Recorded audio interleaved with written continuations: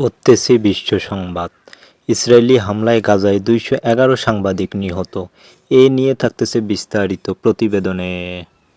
মাঝ আকাশে বিমানের এমার্জেন্সি দরজা খোলার চেষ্টা, যাত্রী গ্রেপ্তার। এ নিয়ে থাকতেছে বিস্তারিত প্রতিবেদনে। ওমরাহ পালনকারীদের ২৯ এপ্রিলের মধ্যে সৌদি ছাড়ার নির্দেশ। এ নিয়ে থাকতেছে বিস্তারিত প্রতিবেদনে। টিকটকের নিষেধাজ্ঞা আবারও ৭৫ দিন পেছালেন ট্রাম্প। এ নিয়ে থাকতেছে বিস্তারিত প্রতিবেদনে।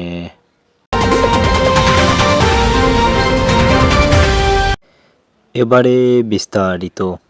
ইসরায়েলি হামলায় গাজায় ২১১ সাংবাদিক নিহত। ফিলিস্তিনের গাজায় ইসরায়েলি হামলায় এ পর্যন্ত ২১১ জন সাংবাদিক নিহত হয়েছে বলে জানিয়েছে গাজার সরকারি মিডিয়া অফিস। মঙ্গলবার আল জাজিরার প্রতিবেদন বরাত দিয়ে সংবাদ মাধ্যম ডন এ তথ্য জানিয়েছে।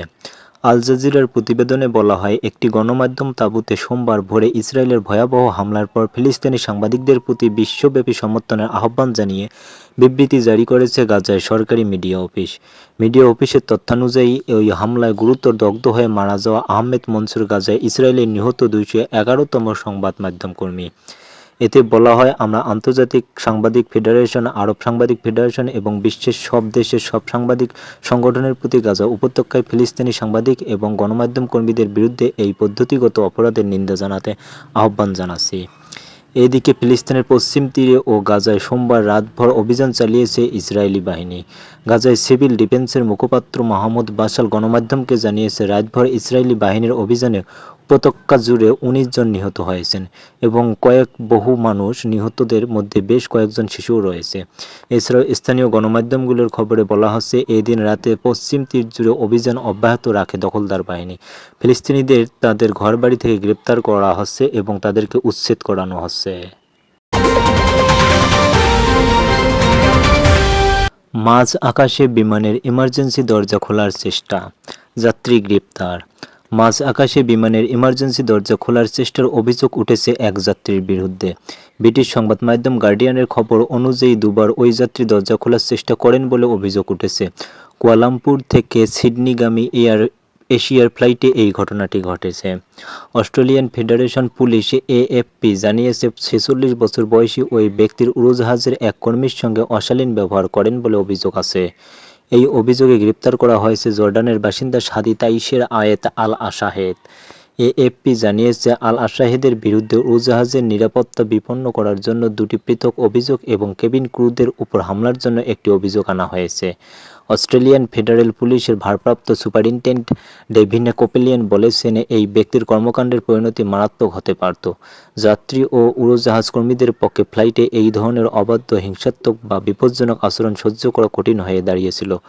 অপরাধমূলক আচরণে জড়িত ব্যক্তিদের বিরুদ্ধে ব্যবস্থা নিতে এএফপির দ্বিধা করবে না, বিশেষ করে যেখানে এই আচরণ যাত্রী, ক্রু বা উড়োজাহাজের নিরাপত্তাকে বিপন্ন করার সম্ভাবনা তৈরি করে।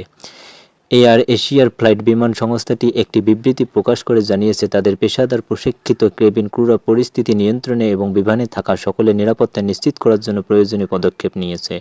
কোনো সময়ে অতিথি বা ক্রুদের নিরাপত্তার সঙ্গে আপোস করা হয়নি। যে কোনো ধরনের অনুপযুক্ত আচরণের জন্য এয়ার এশিয়ার শূন্য সহনশীলতার নীতি নিয়ে চলে। বিষয়টি সংশ্লিষ্ট কর্তৃপক্ষকে জানানো হয়েছে। আল আশাহেদের আইনজীবী যুক্তি দিয়েছেন, তার মক্কেল জর্ডান সরকারের জন্য পারমাণবিক বজ্র ব্যবস্থাপনায় কাজ করেন এবং তার পূর্বে কোনো অপরাধমূলক ইতিহাস ছিল না। উড়োজাহাজে ওঠার আগে তিনি ঘুমের ঔষধ খেয়েছিলেন, মদ্যপানও করেছিলেন, তাই ফ্লাইটে কী হয়েছে তা তার মনে নেই। তবে অভিযুক্তকে জামিন দেননি আদালত। তাকে বুধবার আদালতে তোলা হবে। ওমরাহ পালনকারীদের ২৯ এপ্রিলের মধ্যে সৌদি ছাড়ার নির্দেশ। সৌদি আরবে যারা এ বছর পবিত্র হজের আগে ওমরা পালন করতে যাবেন, তাদের ২৯ এপ্রিলের মধ্যেই ওই দেশ থেকে বেরিয়ে আসতে হবে। সৌদি আরবের হজ ও ওমরাহ বিষয়ক মন্ত্রণালয় থেকে এ নির্দেশনা জারি করা হয়েছে। দেশটির মন্ত্রণালয় এক বিবৃতিতে বলেছেন, ওমরাহ যাত্রীদের সৌদি আরব ছাড়ার শেষ দিন ২৯ এপ্রিল।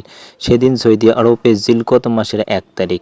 সৌদি আরব কর্তৃপক্ষ সেদিনের পর থেকে বার্ষিক হজের প্রস্তুতি নেবে।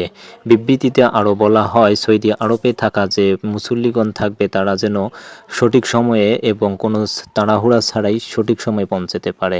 সেদিন সৌদি আরবে জিলকদ মাসের ১ তারিখ পড়বে। তাই বিবৃতিতে আরও বলেন, সৌদি আরবে ওমরা পালনের জন্য প্রবেশের শেষ দিন 13 এপ্রিল, কেননা দেশটির হজের আগে ওই দিনের পর আর কেউ উমরা পালন করতে পারবেন না। এছাড়াও 29 এপ্রিলের পর সৌদি আরবে উমরা যাত্রীদের যদি কেউ অবস্থান করেন তবে তিনি দেশটির ভিসা ও আইন হজের নীতিমালা লঙ্ঘন করেছেন বলে বিবেচনা করা হবে। এছাড়াও আইন লঙ্ঘনকারীদের বিরুদ্ধে কঠোর শাস্তিমূলক ব্যবস্থা নেওয়া হবে। যেসব ব্যক্তি ও কোম্পানি উমরা পরিষেবা প্রদান করে থাকে তাদের কেউ যদি নিয়ম লঙ্ঘন করে তবে শাস্তি হিসেবে তাদের সর্বোচ্চ 1 লাখ সৌদি রিয়াল জরিমানা এবং সঙ্গে সম্ভাব্য আইনি ব্যবস্থার মুখোমুখি হতে পারে। সৌদি আরব কর্তৃপক্ষ সবাইকে নির্দিষ্ট সময়ের মধ্যে দেশ ছাড়ার এবং এই সম্পর্কে কর্তৃপক্ষকে অবহিত করার নিয়মকানুন সম্পূর্ণরূপে অনুসরণ করার আহ্বান জানিয়েছে।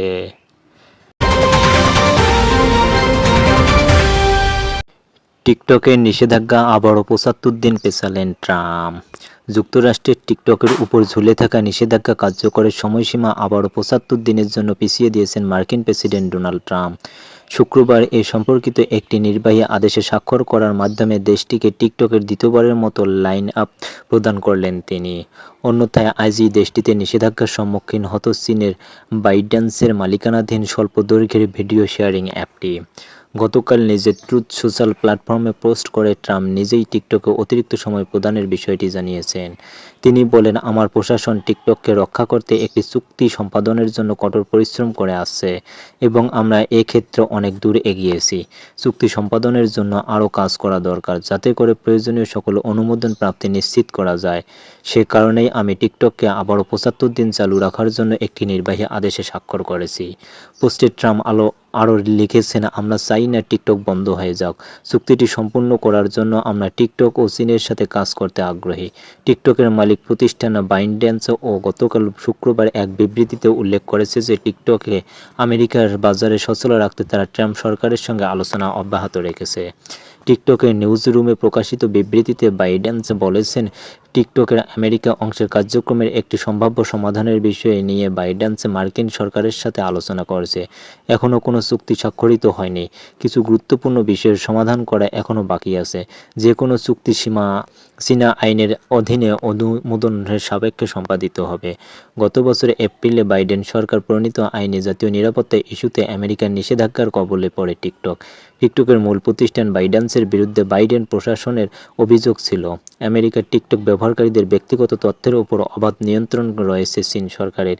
এই তথ্য ব্যবহার করে চীন আমেরিকায় গুপ্তচর বৃত্তি ও রাজনৈতিক হস্তক্ষেপ করতে পারে, যদিও বাইডেন্স ও চীন এই অভিযোগ নাকচ করে দিয়েছে।